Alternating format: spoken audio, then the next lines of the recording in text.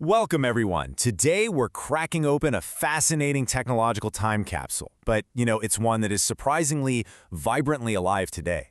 We're exploring the modern homebrew scene of a console that is well over 2 decades old, the Nintendo Wii. But hey, we aren't looking at massive commercial games. Instead, we're looking at the joyful, beautifully quirky side of coding literally just for the fun of it. It's a journey into passion projects, community infrastructure, and one very specific, very hilarious application. So I want to pose this central mystery to you right up front. What does a spinning donut have to do with the Nintendo Wii? I know, it sounds like a punchline, right? But as you're going to see, this single, strange little image actually unlocks a massive, highly technical ecosystem where developers are still pushing hardware to its absolute limits way, way after the original manufacturer moved on. Okay, let's dive into this. Here is our roadmap for today's explainer. First, the spinning donut mystery. Second, we'll meet the developer, Korbo. Third, we'll take a look inside the Open Shop channel. And finally, the broader Homebrew ecosystem.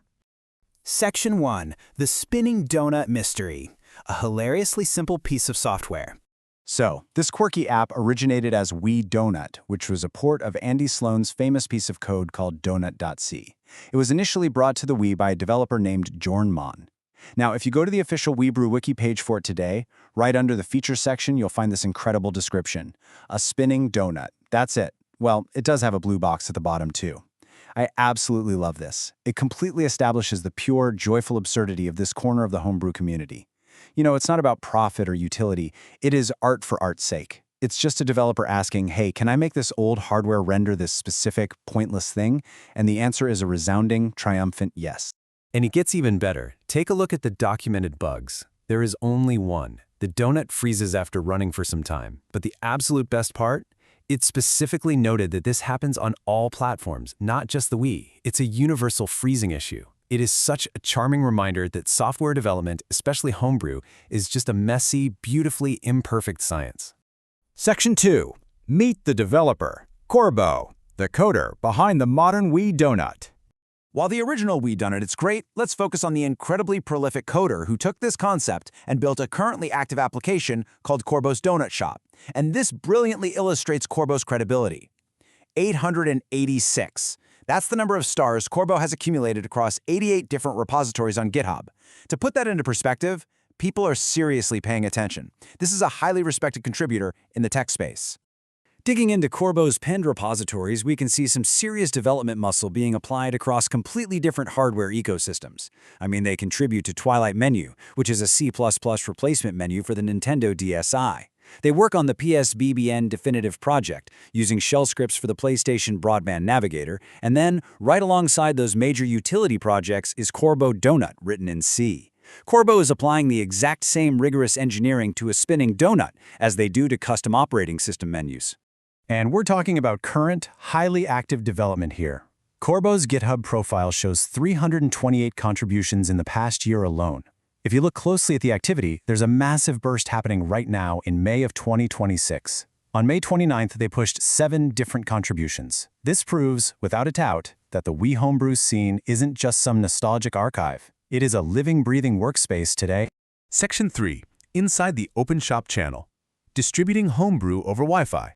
Now, you might be wondering, how does a user actually get Korbo's spinning donut onto their TV screen in 2026?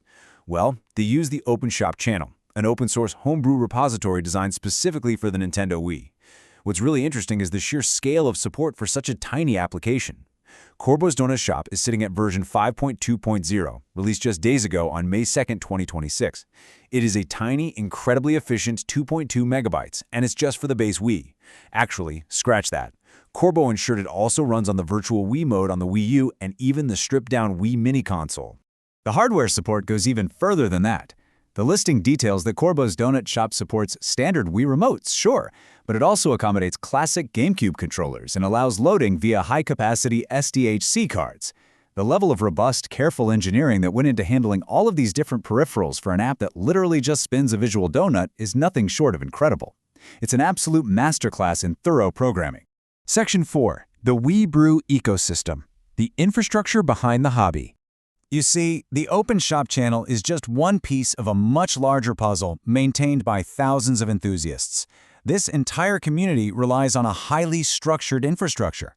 So the crucial point is that the WeBrew ecosystem basically boils down to 3 easily digestible pipeline steps. First, you prepare by installing the Homebrew channel. Second, you download apps by browsing the Open Shop channel over your Wi-Fi. But it's really that third step, develop, that keeps the community alive. They actively encourage users to download DebiKit PPC and start making their own apps. They don't just want consumers, they're actively cultivating the next generation of Korbos. Now, to do that developing, you need tools, and one of the most critical is libogc2, which is a fundamental development library. You could think of it basically as a translation dictionary.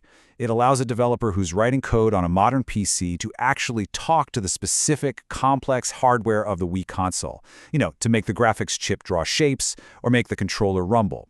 And developers are still aggressively pushing the boundaries of what these libraries can do. Just yesterday, on May 28, 2026, Korbo logged an issue on the libogc2 GitHub repository.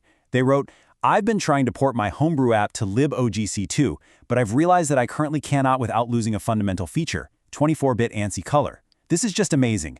Korbo is literally in the trenches right now, debugging color depth limitations on a console from 2006. The pursuit of technical perfection just never stops." Which brings us to this final thought. We started with a quirky joke, a spinning donut on a screen, but we've uncovered a massive, vibrant, highly technical world of passionate developers who are meticulously crafting code, logging bugs, and building infrastructure for the sheer joy of creation. So I ask you, if developers are still pushing updates for a spinning donut in 2026, what else is waiting to be built? Thank you so much for joining me on this explainer. Keep learning, and I'll catch you next time.